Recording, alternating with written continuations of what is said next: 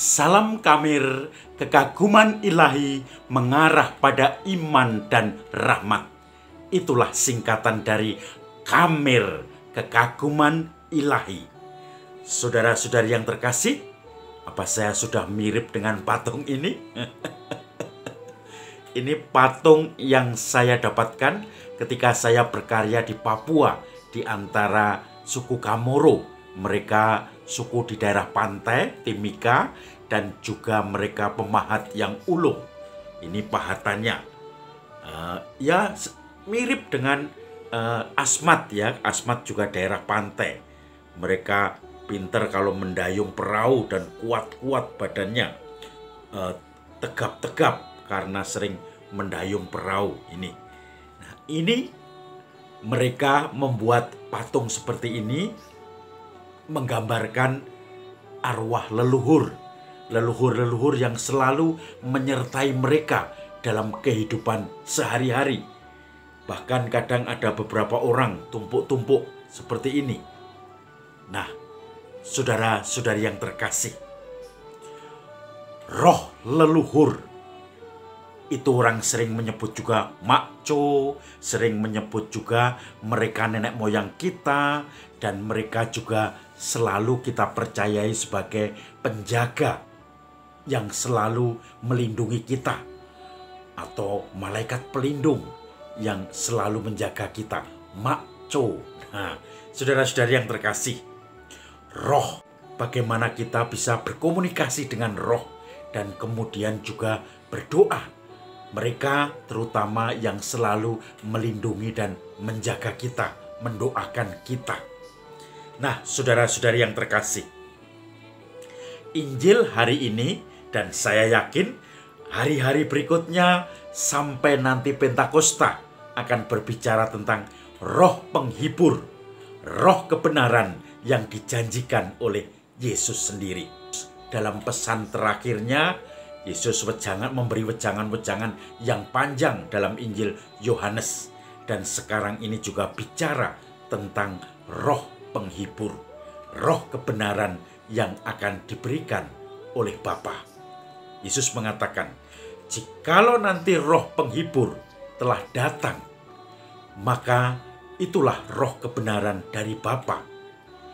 Aku mengatakan kepadamu sekarang bahwa roh itu nanti akan menguatkan kamu, menghibur kamu. Kalau kamu punya masalah, kamu bisa sambat, mengeluh kepada roh itu.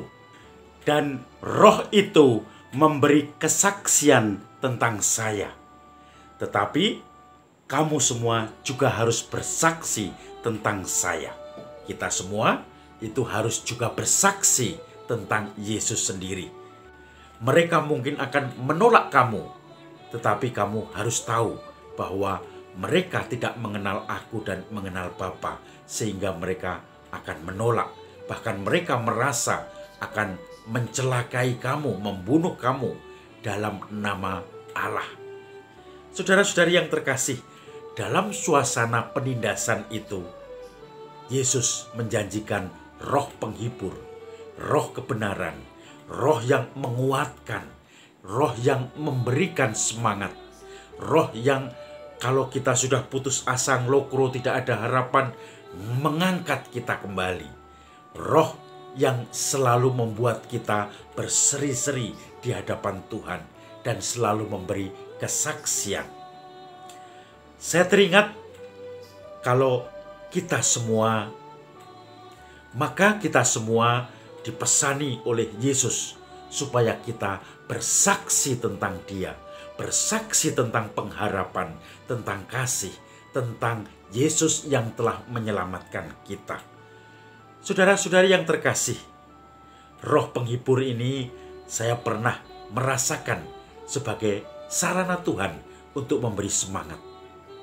Dulu di Jakarta, saya mempunyai teman seorang ibu muda, suami istri, kemudian ibu itu tiba-tiba berkabung karena suaminya meninggal dengan mendadak.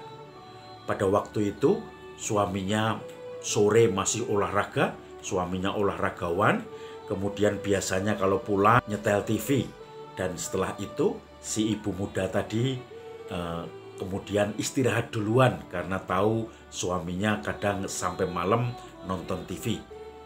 Maka ketika pagi mereka biasanya kerja bareng, berangkat di kantornya berbeda, tetapi suaminya mengantar istrinya dulu, kemudian baru ke kantornya.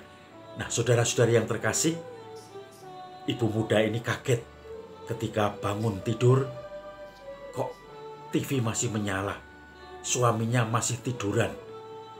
Kemudian dia melihat kok telinganya sudah ada semutnya.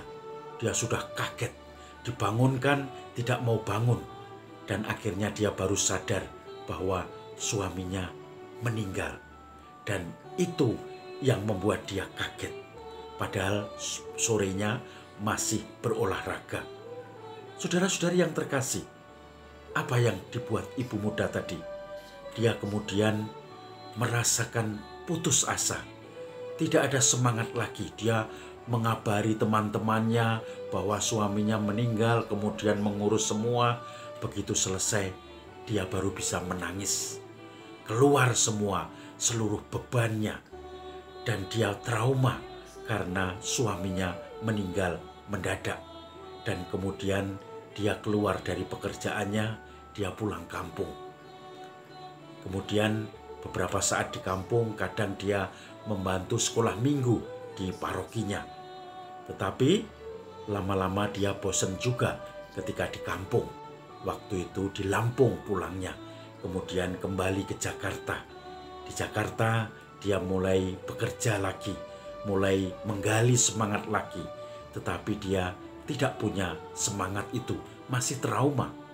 Suatu saat dia ngobrol dengan saya. Ngobrol dengan segala perjalanan hidupnya, bahkan karena saya juga gemuk, dia mengingatkan saya supaya hati-hati, supaya tidak seperti suaminya, saya meninggal dengan mendadak. Dan itu yang saya ingat terus.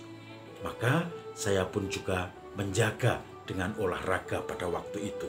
Tetapi yang kemudian saya lakukan pada waktu itu, saya teringat ketika Yesus mengatakan, kamu harus bersaksi tentang aku, bersaksi tentang pengharapan. Maka saya mencoba memberi semangat ke ibu muda itu. Waktu itu masih dalam SMS ya, masih HP lama, HP di mana belum ada BlackBerry, belum ada WA, Android, tetapi masih HP jadul. Masih SMS dan email-emailan karena saya waktu itu tugas di Jogja. Kemudian saya mencoba memberikan semangat bahwa masa depan harus ditatap, bahwa akan lebih baik kamu membuka semangat lagi. Maka pelan-pelan dengan kontak-kontak kami, dengan komunikasi, dengan semangat, motivasi, dan bagaimana Tuhan sendiri memberikan dirinya untuk orang lain. Dan itu membuat semangat. Jika biji gandum tidak jatuh ke tanah dan mati, maka ia sebiji saja. Tapi kalau jatuh di tanah dan mati, maka akan tumbuh dan penuh dengan semangat, berbuah berlimpah-limpah. Maka kemudian pelan-pelan ibu itu mulai semangat lagi, mulai membuka diri lagi, mulai melihat bagaimana dunia tidak setipis yang dia bayangkan, sangat luas. Dia masih bisa menatap masa depan. Dan saya ingat apa yang dia ungkapkan kepada saya. Terima kasih Romo, karena saya sekarang bisa jatuh cinta lagi. Dulu tertutup, tidak mau jatuh cinta lagi. Tidak mau orang yang dicintainya meninggal dengan mendadak sehingga dia kehilangan. Tapi pelan-pelan dia bisa membuka diri. Dan akhirnya bisa menemukan jodohnya lagi, berkeluarga dengan penuh semangat. Dan sekarang sudah hidup dengan penuh pengharapan. Saudara-saudari yang terkasih, roh penghibur, roh kebenaran akan menguatkan kita, pelan-pelan menghibur kita. Mungkin cara kerjanya kita tidak melihat, mungkin bagaimana geraknya kita juga tidak bisa merasakan, meraba, mencium, ataupun membaui dengan panca indera kita. Tetapi kita bisa merasakan geraknya itu dengan mata batin, dengan intuisi kita, bahwa yang tadinya tidak punya semangat hidup, ngelokro, mempunyai semangat lagi untuk bekerja, bahkan mempunyai semangat lagi untuk membangun cinta. Yang tadinya ketakutan-ketakutan kalau orang yang dicintainya meninggal mendadak, trauma di mana-mana, sekarang pelan-pelan bisa membuka lagi, bahkan hatinya bisa menatap masa depan dengan membangun keluarga baru lagi. Saudara-saudari yang terkasih, roh penghibur, roh kebenaran yang dijanjikan Tuhan adalah roh yang bisa kita sambati, bisa menjadi penopang hidup kita. Dia adalah sesuatu yang kita bisa bersandar. Dia adalah roh yang selalu memberikan kita penghiburan dan semangat. Maka saya rasa kita semua, Anda dan yang di rumah masing-masing, ditugaskan. Perutusan Tuhan ini jelas. Kamu harus bersaksi tentang aku, tentang pengharapan, tentang kasih, tentang semangat, tentang pemaafkan, dan akhirnya juga tentang kehidupan yang penuh gembira dalam kesetiaan iman. Diutus semua, jangan lari dari perutusan itu. Sementara Anda yang masih berbeban berat, yang masih merasakan hidup penuh dengan kepahitan dan kekeringan, mari kita rasakan kehadiran roh penghibur ini. Maka dalam minggu-minggu ini, Kamis besok adalah kenaikan Tuhan yang dilanjutkan dengan novena Roh Kudus sampai Pentakosta nanti. Kita mohon Roh Kudus yang menyemangati kita.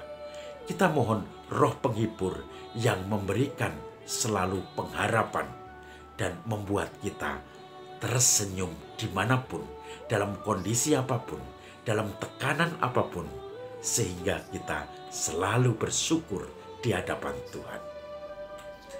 Salam Kamir, kekaguman ilahi mengarah pada iman dan rahmat.